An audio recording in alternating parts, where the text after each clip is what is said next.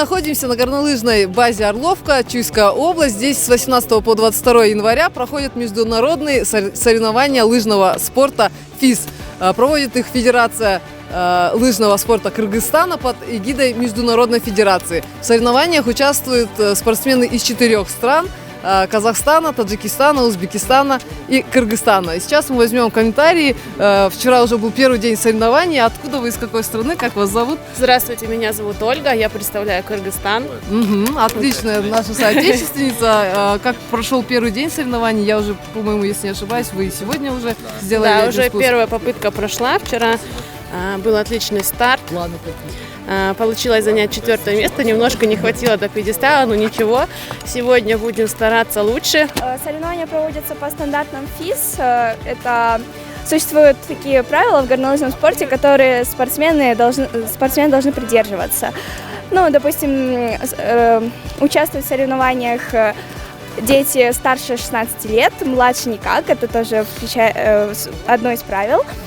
И каждому возрасту соответствует ростовка лыж определенная, которую должны придерживаться спортсмены. Длина трассы 968 метров, перепад высоты спуска 250. Турнир проходит по 2 дисциплинам. 19-го завершились соревнования по гигант-слалому, где каждый использовал по 2 попытки. Впереди у спортсменов турнир по специальному слалому. В итоге будут подсчитаны общие очки и выведены результаты лучших.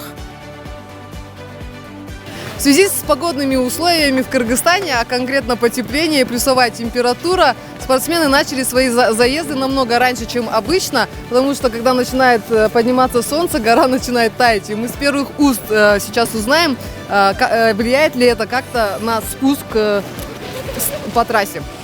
Здравствуйте. Здравствуйте. Какую страну представляете? Фамилия, имя? Узбекистан, сборная Узбекистана. Расскажите, пожалуйста, на каких соревнованиях вы участвовали, крупных, масштабных, где-то не в Кыргызстане? Впервые ли вы здесь? И как раз-таки конкретно о трассе, влияет ли от того, что снег тает? Я уже не первый раз здесь, уже второй раз. Участвовал на 3 чемпионатах мира, Олимпийские игры. И на данный момент здесь неплохой снег, он укатанный, заглаженный, жесткое покрытие, что позволяет всем выступать на равных условиях. То есть снег не разбивается, и участник, который едет последний, у него такие же условия, как у участника, который первый номера.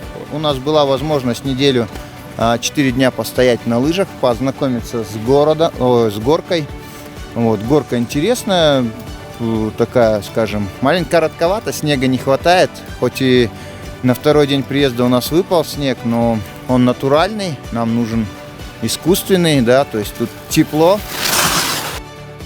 Отборочный турнир ФИС является рейтинговым и в зависимости от результатов дает возможность участия на Олимпийских играх и других масштабных состязаниях. Многих спортсменов сборной Кыргызстана не допустили к этим соревнованиям, потому что у них нет экипировки по стандартам Международной федерации. Если нет экипировки, значит уровень подготовки слабенький, потому что они не могут на плохом инвентаре хорошо тренироваться. А еще такой вопрос.